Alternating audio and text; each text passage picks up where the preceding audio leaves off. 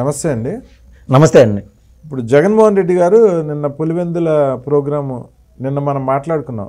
ఆయన అర్జెంటుగా బెంగళూరు పారిపోయారు, బంధువుల పెళ్లి ఉందని. అవును. యాక్చువల్గా ఏమైందంటే పులివెందుల్లో ఆయన వైసీపీ రౌడీ మూకలు, ఆయన పెంచి పోషించిన విషనాగులు, ఓకే, వాళ్లే ఆయన మీద తిరగబడ్డారని, ఆయన మీద దాడి చేయబోయారని, ఇల్లు మొత్తం ధ్వంసం చేశారని, ఈయన దాదాపు 100 మంది పోలీసుల్ని రక్షణగా పెట్టించుకొని అక్కడి నుంచి పారిపోయారని బెంగళూరు ఒక కథనం వినిపిస్తుంది నిన్న నుంచి మీడియా వర్గాల్లో. అది ఒక్కసారి వినిపిస్తాను, దాని మీద విశ్లేషణ కావాలి నాకు. సొంత గడ్డపై వైసీపీ అధినేత జగన్ కు షాక్ తగిలింది. పులివెందులలో జగన్ పై వైసీపీ కార్యకర్తలు తిరగబడ్డారు. గత ప్రభుత్వ హయాంలో చేసిన పనులకు బిల్లులు ఎవరు చెల్లిస్తారంటూ జగన్ ఇంటి మీదకు దూసుకెళ్లారు. పోలీసులు అడ్డుకున్నా వెనక్కి తగ్గలేదు. జగన్ తోనే తేల్చుకుంటామంటూ పోలీసులను తోసుకుంటూ ముందుకెళ్లారు. జగన్ బయటకు వచ్చి సమాధానం చెప్పాలంటూ రాళ్లు విసిరారు. దీంతో జగన్ ఇంటి అద్దాలు సైతం ధ్వంసమయ్యాయి. అయిపోయింది జగన్మోహన్ రెడ్డి పని.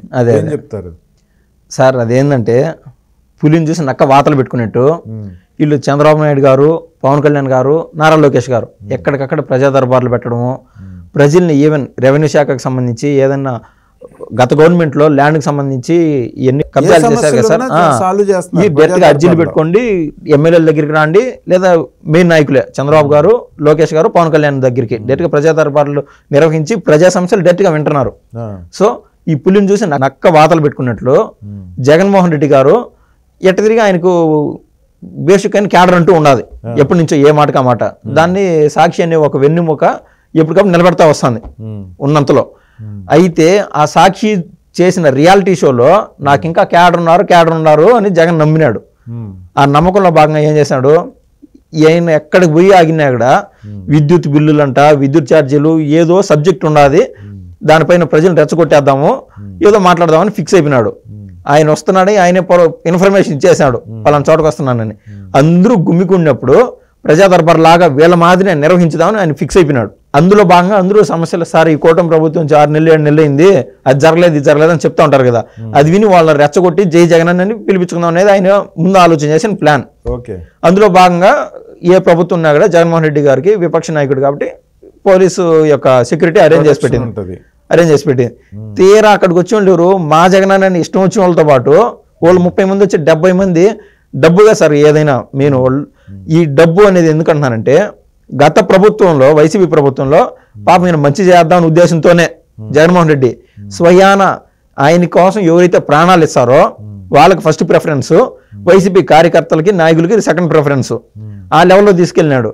ఇది ఓపెన్ వ్యవహారం. కానీ చిన్న చిన్న కాంట్రాక్ట్లు ఇది ముసుగులో కాదు, ఇది ఎవరిబేట్ అందరికి తెలిసిందే. కానీ ముసుగులో ఏమున్నదంటే ఈ యొక్క అవినాష్ రెడ్డికి సంబంధించిన కంపెనీ, సార్ ఆ కంపెనీ పేరు చెప్పండి ఒకసారి. షిర్డీ సాయి ఎలక్ట్రికల్స్, ఈ యొక్క అరవిందో కంపెనీ కావచ్చు, ఏది విజయసాయి రెడ్డి యొక్క బంధువుల కంపెనీ, ఇలా ఆయనకి ఎవరైతే దగ్గరగా ఉంటారో వాళ్ళకంటూ అప్పచెప్పినాడు. ఏది పెద్ద పెద్ద కాంట్రాక్ట్లు అంతా బాగానే జరుగుతూ ఉన్నది. ఆయన అనుకున్నట్టు 20 ఏళ్ళ 30 ఏళ్ళు సీఎంగా ఉంటాడని అనుకుంటా విన్నాడు.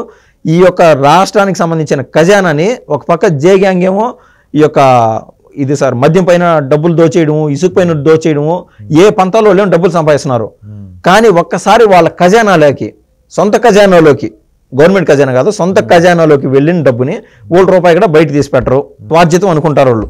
కానీ గవర్నమెంట్ ఖజానాలో ఆఖరికి వాళ్ళు దిగిపోయే రోజు ఏమైందంటే, ఈ యొక్క జగన్మోహన్ రెడ్డి దిగిపోయే రోజు అంటే ఎలక్షన్స్ దగ్గర పడిన సమయం, ఆఖరి రోజు డెడ్ లైన్ ఉన్నప్పుడు 1400 కోట్లే మిగిలింది ఖజానా తీసి చూస్తే ప్రభుత్వ ఖజానాలో. అయితే ఆయన ఏమో మంచి చేశాడు. ముందు ఈ యొక్క సచివాలయాలు కట్టడం కానీ, ఏదన్నా స్కూళ్ళు కట్టడం కానీ, ఈ యొక్క గోడలు చిన్న చిన్న సచివాలయాలు పేపర్ పైన అయితే కట్టారు కదా సార్, పేపర్ పైన అయితే ఉన్నాయి, మీకు కూడా కావాలంటే ప్రూఫ్లు చూపిస్తాం, కట్టినామని పేపర్ల పైన ఉన్నాయి. రోడ్లు వేయడం కావచ్చు, ఈ యొక్క రకరకాల డ్రైనేజీల నిర్మాణం కావచ్చు, చిన్న చిన్న కాంట్రాక్టులు. అందులో భాగంగా ఈ యొక్క వాళ్ళ యొక్క కార్యకర్తలకు అందరికీ ఏర్పాటు చేసేసాడు. ఆడదాకా బాగానే ఉండదు. తీరా ఖజానా చూస్తే 1400 కోట్లు ఉన్నది. అది ఎవరికి వాళ్ళ ఫస్ట్ ప్రిఫరెన్స్, ప్రాణం ఇచ్చే రోడ్ల పైన ఒకరితో ఒకరు అంటే టీడీపీ కార్యకర్తలతోనూ జనసేన కార్యకర్తలతో రియల్ ఫైట్ చేస్తూ ఉంటారు వీళ్ళు గ్రౌండ్లో. వీళ్ళకి కాదు ఫస్ట్ ప్రిఫరెన్స్, ఏసీ రూమ్లో ఉండేవాళ్ళకి ఫస్ట్ ప్రిఫరెన్స్ వెళ్ళింది. ఆ 1400 కోట్లు ఈ వైఎస్ అవినాష్ రెడ్డి గారి కంపెనీకి కావచ్చు, అదేవిధంగా ఈ యొక్క విజయసాయి రెడ్డి ఒక కంపెనీ కావచ్చు, వైవి సుబ్బారెడ్డికి సంబంధించిన కొన్ని షెల్ కంపెనీస్ ఉన్నాయి, రకరకాలుగా ఆ రూట్లో తోసేసాడు. ఓకే, డబ్బులు పనిచేసినాడు. ఎవరురా పనిచేయడంటే వైసీపీ వాళ్ళకే. ఆ వైసీపీ వాళ్ళు ఎవరు పెద్ద తల్లలకి, సొంత బంధువులకి.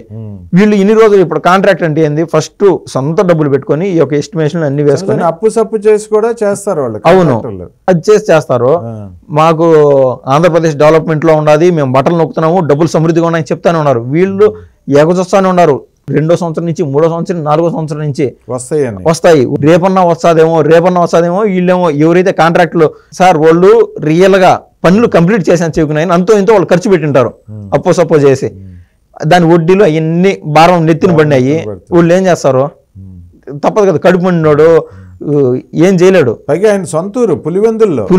ఇదంతా జరిగింది ఎక్కడంటే కీలకంగా పులివెందుల. ఇదే వ్యవహారం రాష్ట్ర వ్యాప్తంగా జరిగింది. ఇది శాంపుల్. పులివెందుల అనేది శాంపుల్. స్వయం జగన్మోహన్ రెడ్డి ఒక సాదాసీత ఎమ్మెల్యేనో మాజీ ఎమ్మెల్యేనో కాదు, ఈ ప్రజలు చుట్టుముట్టింది. కడుపు కాలిన వాళ్ళు డైరెక్ట్ గా జగన్మోహన్ రెడ్డి ప్రతిపక్ష నాయకుడిని తగులుకున్నారు. ఆడున్నాడు రా అంటే ఆడున్నాడు రా స్వామి అని పోయి గుమ్మికున్నారు. అప్పటికప్పుడు ఇంక జగన్మోహన్ రెడ్డి ఇట్టయితే కుదరదని చెప్పి లోపలికి పోయి బెడ్రూమ్ లోకి పోయి పోలీసు వాళ్ళకి పురమాయించాడు అదనపు సెక్యూరిటీ కావాలని చెప్పి.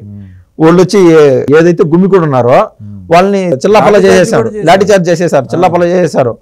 ఇంకా ఆయన దొరకనప్పుడు ఏం చేస్తారు, రా బయటికి రా అని చెప్పి రాళ్ళు ఇసిరిపోతున్నారు జగన్మోహన్ రెడ్డి ఇంటి పైన. పోలీసులతో కూడా ఘర్షణ. అవును, అది వాళ్ళు టీడీపీ వాళ్ళు జనసేన వాళ్ళు అసలు కాదు, స్వయాన వైసీపీ వాళ్ళు. ఆయన పెంచి పోషించిన కట్ల పాములు వీళ్ళు. వాళ్ళు మనుషులే కదా, ఎంత కాదన్నా వాళ్ళ డబ్బులే, వాళ్ళ బాధ ఉంటుంది. ఇది అక్కడ జరిగిన వ్యవహారం.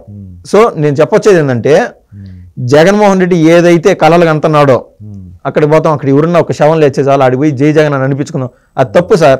అడిపోయి ఏమన్నా పరామర్శించి వాళ్ళ ఇంట్లోకి పోయి అమ్మా నీకు నేను ఉన్నానమ్మా అని 1,00,000 2 లక్షలు ఆయన ఉన్నంత ఇచ్చి వస్తే అది ఒక రకం. చూస్తా ఉన్నాం కదా ఈ మధ్య ఇప్పుడు ఒక 2 నెలలు ఉంటుంది. అక్కడ పోయి వాళ్ళు ఏడుపు బాధల్లో వాళ్ళు ఉంటే అక్కడ పోయి వాళ్ళు బెంబేలు ఎత్తిపోయేందుకు జై జగన్ అంటే అది ఎంత అసహ్యంగా ఉంటుంది సార్. ఎవరు చూసాను ఇది ఆంధ్ర కల్చర్ అని బయట వాళ్ళకి చూస్తే ఎంత గలీజ్గా ఉంటుంది.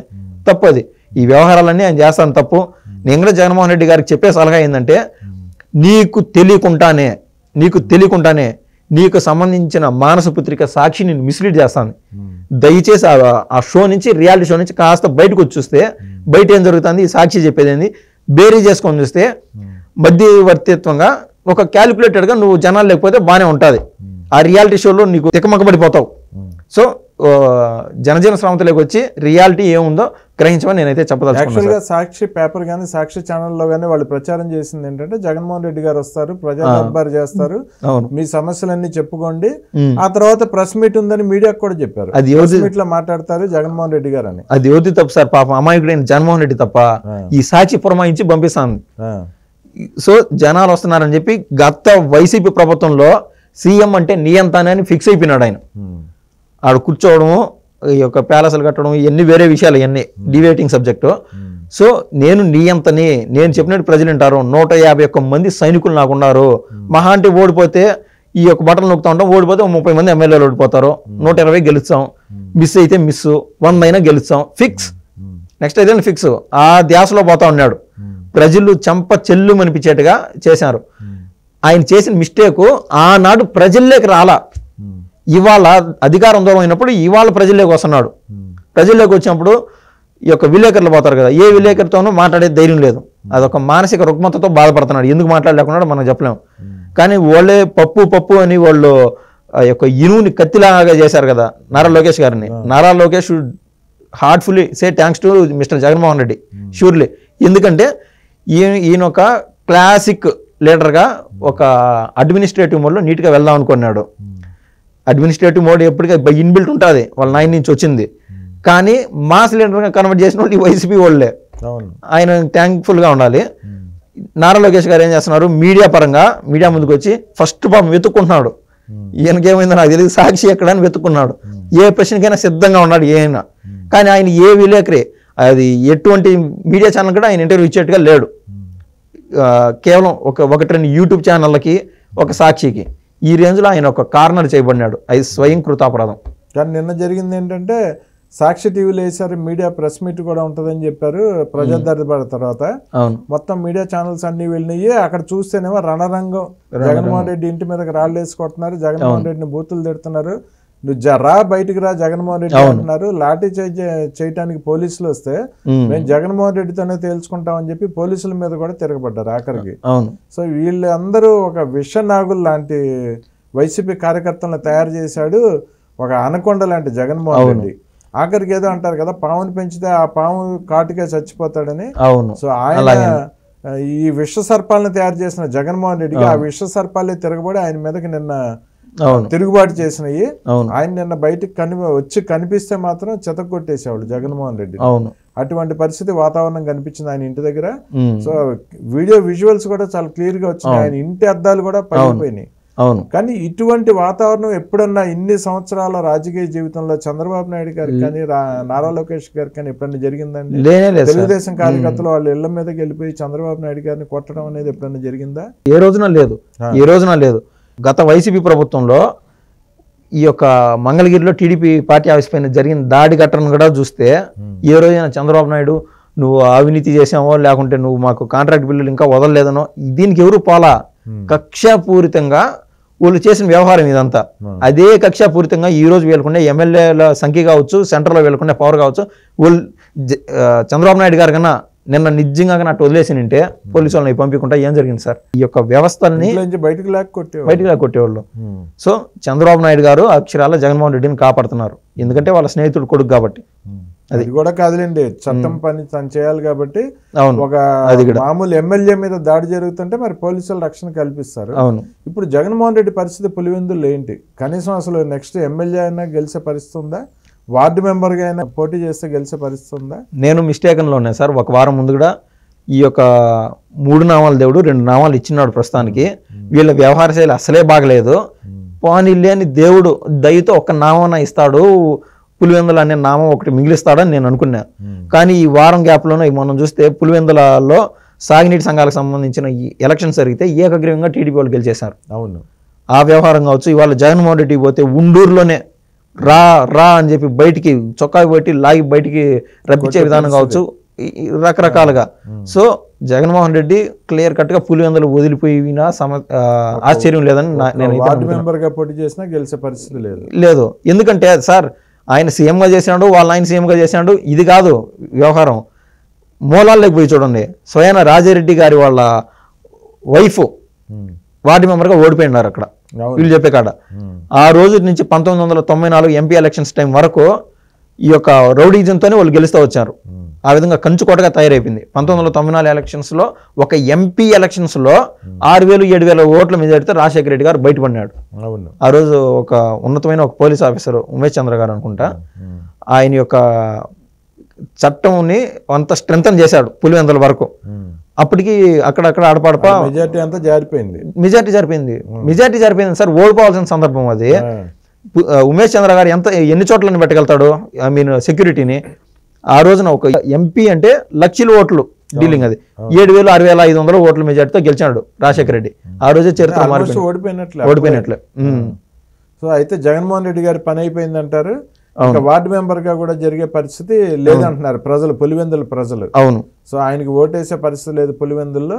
నెక్స్ట్ ఎలక్షన్ లో వైఎస్ఆర్సీపీకి ఒక్క సీటు కూడా రాదు, వచ్చే ప్రశ్నే లేదు. ఓకే అండి, థ్యాంక్ యూ అండి, ధన్యవాదాలు.